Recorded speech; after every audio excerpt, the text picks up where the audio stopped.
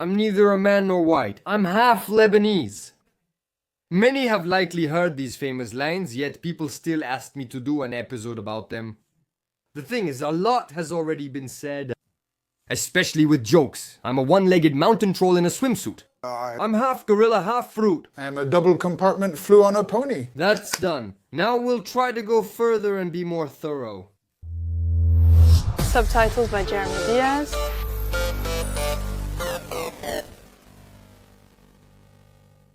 Arnaud Gauthier-Fos, you're an interlesbian, gay, bisexual and transgender administrator, the group organising Paris's Pride March.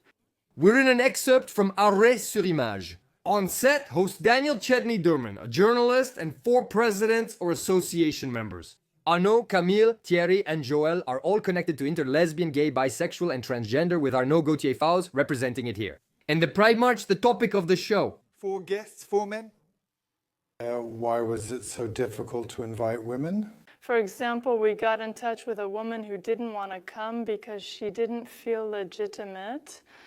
It's common. Women often feel illegitimate in their roles, which happens in many situations and professions. Unlike men, who fully take on these roles, sometimes without even considering their actual abilities. But there's no difference between men and women. That statement is sexist. No, but it's actually positive. It's almost a compliment. Okay. Go ahead, go for it. Usually afterward, it's humility or maybe low self-confidence, mainly from overwhelming patriarchal pressure. And I'm not talking about beer. Yes, if we're talking about a lack of self-confidence, it's definitely linked to patriarchal domination, which has restricted women too much, belittling their abilities and autonomy for generations. Do you agree? I'm confused. You're being confusing. If that's the case, it should keep decreasing as women's conditions improve, but that's not the point. But... Wait, those old sexist reflexes? A man? Sir. You are not a man. Sorry, no. Damn, I got fooled every time too. No, I don't know what makes you say I'm a man, but I'm not a man. Your appearance? I got fooled by appearances too. We're pretty dumb, right? The name Arno and that tricky beard didn't help. Well, the DNA test got us too. Anyway, they look alike. All of them. Your appearance? Oh, really? Well, you shouldn't confuse gender identity and gender expression, otherwise we're already off to a bad start.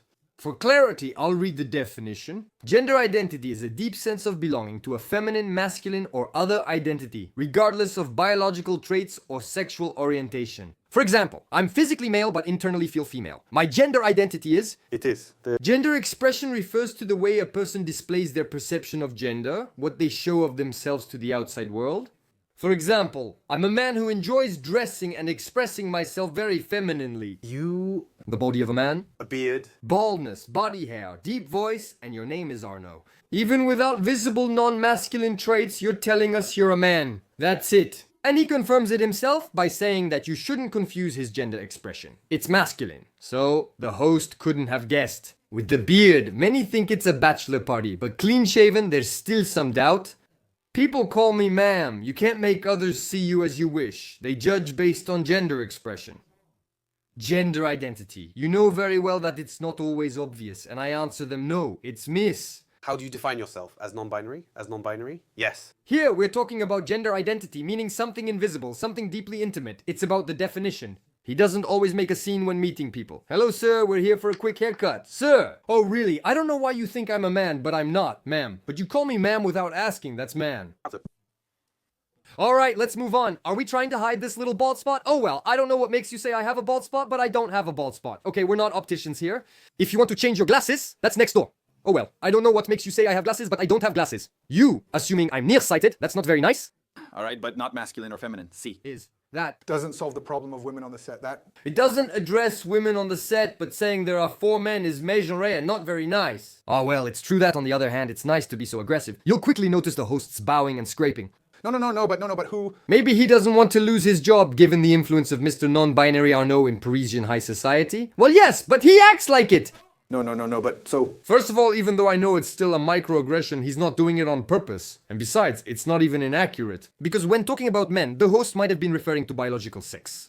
And in this case, he actually has 4 men in front of him. It's normal he doesn't know what's on the other person's mind, especially if there are no visible signs. Wow. At this superhero convention, I didn't talk to anyone and everyone ignored me. Seriously, what a group. What's the difference between someone who is actually non-binary and someone who just says they are? Because for a third party, we're in the realm of belief. It's blind trust.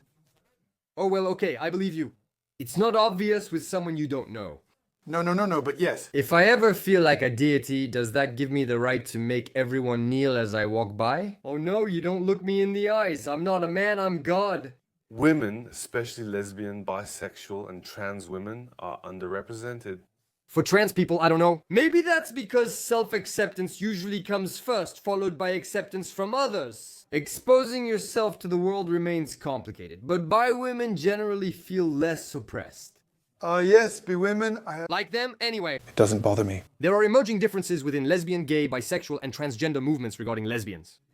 For a significant portion, lesbians, who mostly don't want to have relationships with trans women, are considered transphobic. Hi, this is Nostradicris. Plan in a few years. A split in the lesbian, gay, bisexual, transgender, queer questioning, intersex, pansexual, 2SAA movement. With lesbians, gays, and bisexuals on one side, who are primarily seeking to have exactly the same life and the same rights as heterosexuals. And they are generally in favor of accepting allies into the movement. Wait, but that's my scarf! And on the other hand, a good number of non-binary people who, on the contrary, want to differentiate themselves as much as possible and have their own rights. They reject anyone who isn't a minority. Nothing's worse than straight cis white people explaining your life. Where will trans people go? There's Mercato! We can bet at the Paris Mutual Urbain, right? We can also see that the panel is very white too. Also, No, our collective Stop Hopping Washing, by the way, is led by... You can't see the dissension coming from the expression on the face. he's gonna tell us he's not white. Well, no. Well, what do you mean? Well, no. I'm half Lebanese. Ah, okay, he's mixed race. Come on, Zuke. Oh, no, not related, sorry. Half Lebanese. No, he's just smoked too much. Actually, I'm half Lebanese. Mixing is mind-blowing. Usually there are two choices. He either believes races exist, and so, on one side, he's 50% French Caucasian, and on the other, 50% Lebanese Caucasian, which makes him 100% Caucasian. And that, despite his inner city tan, he's white. White. Even pale. Yeah, but not as white as Bibi Fokman. Not far off. He doesn't believe races exist, so skin color is just a physical trait. And here you have to admit he's white. So maybe you'll tell me that an African albino is white, right? Well, yes, he's white. An albino is white. But you can say he has the physical attributes of an African. But in that case, it means you believe in races. Huh? No, I didn't say Negroid, no. In Antarctica, he's the king of the folk. If you show a photo of singer Mika and ask anyone except blind people about his skin color, they'll all say white. No one will tell you that he's half Lebanese, right? And besides, that's not even a color, half Lebanese. Well, I'm not white either, you know? According to my foundation color chart, I'm rosy porcelain. And is there a half Lebanese shade? Well, I don't know, but I don't think so, no. Cinnamon, warm honey, cool caramel, third-degree burn, meant for those who thought you needed to cover yourself in honey for that color, right? It happens more often than you think. Okay, so me, I'm half Jura, and for foundation, well, I'm Comté, not very aged. Right now, I'm blue. I can sit down. I wondered if he misunderstood the question and thought the host said there were 4 French people at the table. But no, he's French anyway. Maybe what bothers him is being seen as purely French by origin, like a pure-blooded Frenchman. Come on, go ahead, Fiston. And while trying to figure out what he wanted, I think I might have understood what he wants. Definitely not. It's being part of the privileged people he's fighting against. He wants legitimacy to represent the interlesbian, gay, bisexual, and transgender, no surprise. The shame of being a white male. He's part of the Parisian bourgeoisie. White, not racially profiled, and doesn't openly display his sexual orientation. And he's a man.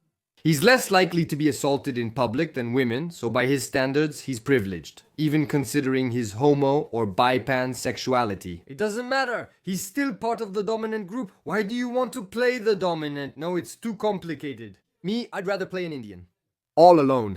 A very blue game, which is why he's emphasizing foreign origins. Ah, but let me tell you that I have ancestors from Africa. Yo, huh? Yes, back in Australopithecus times. Is that why he insists he's non-binary? Because when you look at his old interviews, it doesn't seem to bother him. Being a man certainly who loves other men, but still being called Mr.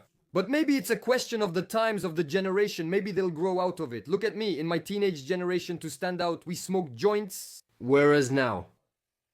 Then, if you take away the lobbying side, which is a bit unhealthy, is it really a problem if everyone can identify however they want? No, but that basically belongs to the private sphere, and it's often something invisible. Then it can be exposed, and the way it's done obviously has an impact on the feedback. No, but the other guy still calls me sir, even though I'm wearing a garter belt. I'm depressed, but you can't tell. I won't yell at everyone who wishes me a good day. But you're a straight cis white male. Your opinion doesn't matter. Yeah, that's true, unless I say I'm non-binary. Maybe I'm a masculine lesbian woman in a man's body. Nothing appears to prevent me from claiming that and demanding the respect and tolerance my status deserves.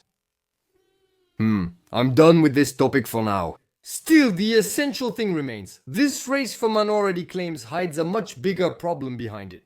Board, please. Yes, I'm alone. The real balance of power between the dominant and the dominated is right there. The small percentage of the richest who exploit all the rest. Today, social progress, often highlighted by over-publicized struggles, serves a purpose. So yes, we can't deny it. Things are changing. There are gains in freedom. For some, it's going in a good direction. For others, not so much. But none of that matters, since the only thing we're sure of is that everything is happening here. And on that front, well, nothing changes. Even if they paint your blinders, even with a rainbow, they still hide what's important. I can't see sideways, I just go straight ahead. I can't see to the sides, I just go straight ahead. I can't see to the sides, I just go straight ahead. I can't see to the sides, I just go straight ahead. PARADOXA.